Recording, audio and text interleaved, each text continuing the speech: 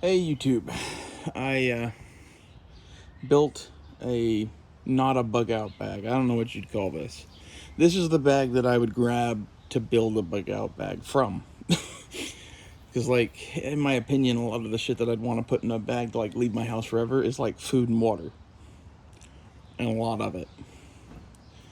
And, you know, clothing depending on the situation and shit. So this is like all the camping gear that you would need to have in the bug out bag once you added clothing and food and water and shit.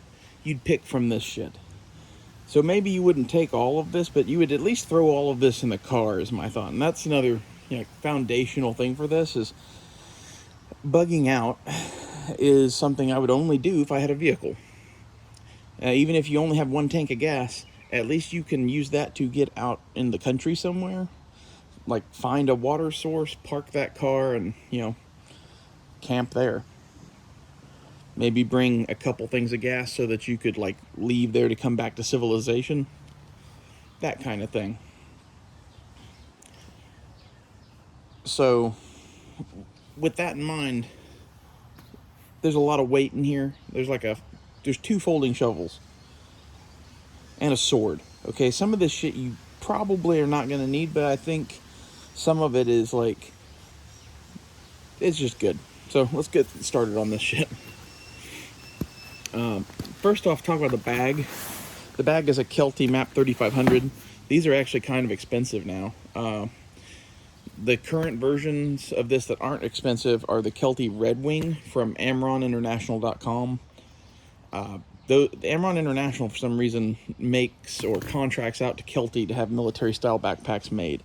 They started selling shit to contractors over in Iraq in, like 07, 08-ish, 06-ish, somewhere in there. And that's how I found them. These are really good bags, and they're made to their specs. And you can get them in colors like this gray and black that is very subdued and hikery, but this is a very, very cool tactical bag. I have another one of these in multicam. It's worth a fucking fortune now because they only made them for a couple of years, and the Navy SEALs bought like 30 of them or something like that. So that thing's kind of semi-retired. It holds a bunch of old Army gear and is kind of like, it's a backup tactical backpack at this point that I'm probably never going to use. This is like the camping bag. I could probably sell both of these bags and buy new ones in Pocket Cash, and I might do that, but I also quite like these bags. I think they're very well made. And at the time, these were about $100, and you can get the current ones that are also Kelty, the Red Wing, in subdued colors from Amron International for $100 still. I think it's still a good deal. And in some ways, I think their modern bag is a better bag than this bag. It has more hiking stuff and less military shit. The thing I do like about this one is it is nice and slick and trim, but yet it has these straps for compressing the bag that you can just tuck shit in. This is a chair for the Therm Rest. It's completely unnecessary, but I have them, so I'm going to put them on the bag. The Therm Rest Pad, depending on where you're going, may or may not be mission critical. Getting up off the ground while you sleep can be life or death in like cold situations. So depending on the weather, this is important. This is not so much. This is like a gadget that I like that turns that into a chair that you can sit by the fire in. Oh, and this is the cold steel Gladius machete, which is like $20. And it came like duller than shit, but I sharpened it up to kind of a round dull that doesn't get stuck in bones, and then the edge is actually pretty damn sharp now. And my thought is, I'm advising you, I don't know who you are, you may not have guns. If I didn't have guns, this would be the sort of thing I'd be trying to get a hold of. Okay? If I didn't have guns, there'd be other stuff in this kit, like archery equipment and shit too. Okay? But a machete that is a capable short fighting sword is something that's useful no matter what. At least at clearing brush and stuff, this does function as a machete. but yet also is double-sided and sharpened at the end. Its sheath is pretty much useless, which is why it's on a bag. Next, Nalgene bottles. I fell in love with these things in high school. We went camping a lot, and we just always had one that had like stickers on it and shit, and I've got a couple of brand new ones that I bought these in like 2006 or 7, and I never fucking used them because they were like cheap, and I figured I'd want them in the future, that kind of thing. Oh, before we get to that, tinderbox that doesn't have anything in it yet. I'm gonna pack that with something. Harmonica, which I have no idea how to play, but I had it in my camping shit because of Les Stroud, actually. So maybe I'd learn to play it in the woods. Backup prescription sunglasses. These are my old fucking Ray-Ban Wayfarers. You can tell just by the look of these how much I wore these. These have been around the world and back. I love these things. I got these for free in college. I found them sitting on the floor under a fucking desk. And then I went and had prescription lenses put in them. And they have been through the ringer. I don't even know how many fucking like beaches and shit these things have been on now. Probably not gonna be on beaches much anymore, unless I've been thinking about like taking the van and traveling around the country. And if I do that, then maybe these will see action again. Because these are like my beach lake glasses. Like you might lose these kind of things, but I keep them in with this shit because like I need prescription glasses. Sunglasses are better than no glasses, and the chances that I have real glasses are high. The chances I have sunglasses, 50-50. So that's why sunglasses. This is a Whoopee. It's a military poncho liner. It's a useful thing to have. I think that's it in there. A slimmed down roll of duct tape. Ideally, you'd probably want more than this, but I would definitely not take a full one. There's quite a bit there. And again, this is like a bag to pack from. Like, again, I would throw all of this into the back of the car and then sort it out later. These are binoculars. Also handy. Again, an item that's heavy as fuck, but we're going to be in a car. That's the thought. Shemagh. It's useful for 1,000 things. It's kind of like the poncho liner. You wouldn't want to be out there without one. Hat. This is a fucking like Duluth Trading Company fucking patrol cap. Frying pan. That's a Coleman frying pan. I think it was like $10 or some shit, maybe 20 now because of inflation. This is a 1972 Ames tri-folding shovel, and I got the lightweight nylon case on it. Again, if you're not in a car, I don't know if I would bring this, but if you are in a car, this gives you so much fucking capabilities. I would always bring it. So, in here, the mess kit. There's a spork and a set of Lexan silverware. This is a Msr Alpine Pot. These are like 15 or 20 bucks and are like the best mess kit you'll ever find. The bag came on an El Cheapo tech sport that I threw away that was made of aluminum. These also came with a tech sport that was made of aluminum, but they're still in my kit years fucking later because they work.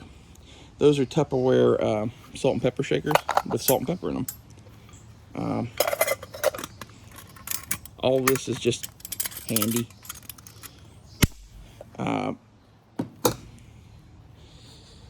There's no little camp stove in with this because I'd probably just cook over a fire, to be honest. It's not that hard to rig something up. I would like to have a MSR pocket rocket and some butane fuel in here. That's something that is it's going to get added down the road. This is not a done thing.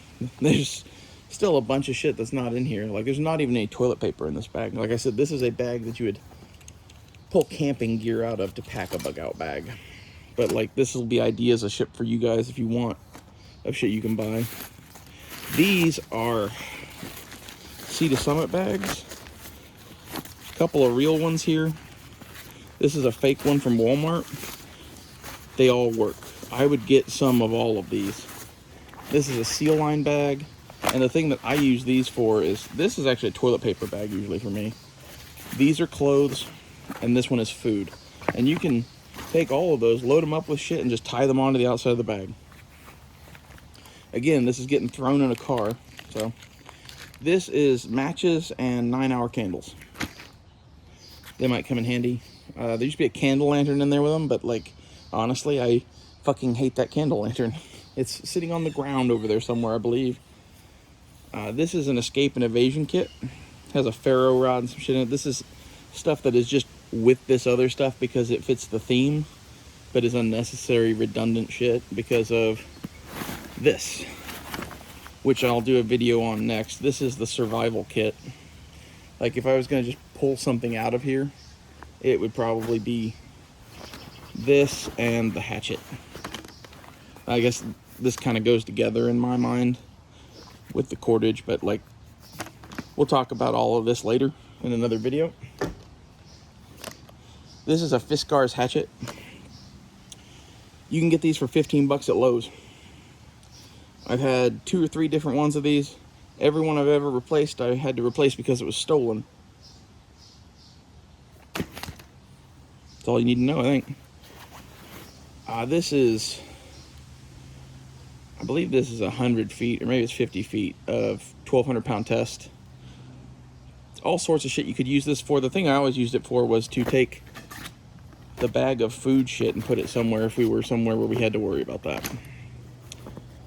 Again, this is kind of camping gear. And then down in here, you'll see there's a Camelback. This is one of the military issue ones. You can get these for like 20 bucks. They're cool because they come in their own little carrier with their own little backpack straps. So you could pull that out and use it on its own, or you could integrate it into the pack. Again, all I would do to make a bug out bag would be take this bag, pull these bags out of it, fill this one with food shit, fill those 2 with clothes, that one with like toilet paper and paper towels, and then I'd fill the canteens and probably the Camelback, and there's actually another canteen in the survival kit. So that's all I would do for the bug out bag, to be honest. Now, if you have guns and other weapons, then it's a different story. To be honest, if you're bugging out on foot, I would take like the smallest, lightest little pocket rocket that you can, because if you're bugging out on foot, you're going to end up at a refugee center, and they're probably going to be shaking you down for weapons. That's just the reality of it. I would stash my shit. I wouldn't bring it with me. That's depressing, but this is why we're in a car, and we're not going to be with the refugees. We're going to fucking drive off into the hill country somewhere and build a wood shelter. And like, this is some bushcrafty shit, right? Like, basically I'm betting a hatchet and like a saw and a machete that I can build a little log cabin out there and live better than I can in a refugee center. So the other thing I would do is, again, we're in a bug out car. We're not bugging out on foot.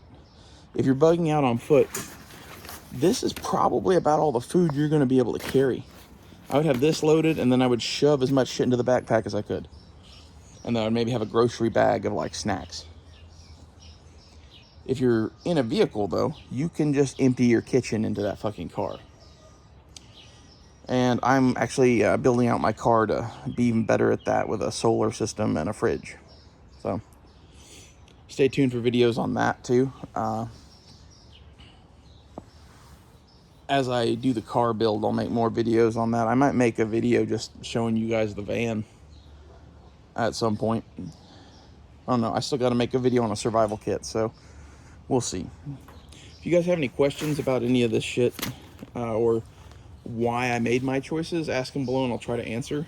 But these are the choices that I made.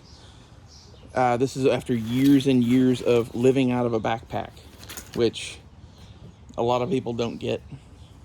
I like to go around and shit and live out of cars and fucking live in hotel rooms and whatever. And like, if you're gonna be in the woods, a couple Sea to Summit bags. Like, I would have a pair of pants that I would throw in here, and then I would fill this one with t-shirts and underwear, and then I would fill this one with socks, or maybe this one with t-shirts and socks and this one with underwear, depending on what time of year we're going out in. I might change that around a little bit. And the cool part about these is, since they're waterproof and everything,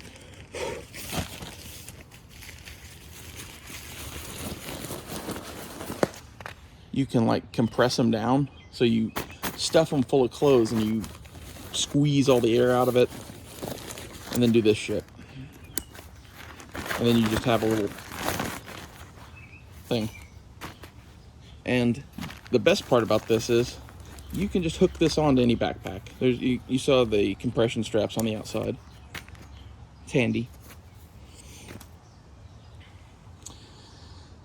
Thanks for watching. Stay tuned for the survival kit and more videos on the van. And tell me what you guys think. What would you add other than food and water? Because like, this is everything but that. Honestly, if I had to put food in this, I would put Mountain House meals. But I have a bunch of number 10 cans of Mountain House, so I wouldn't go out and buy the individually packed meals. I don't know. I might get a few meals just to keep in here. We'll see. I'll think about that. This is all down the road. The other thing would be MREs. I'm just going to keep talking, apparently. But this is a good point, and I want to do this before I fucking forget. MREs would be great in here, because MREs are actually something you can eat on the move and whatever. If you were going to keep anything in this kit, I would keep MREs or Mountain House meals. Thanks for watching. Please subscribe and stay tuned for more videos. Bye.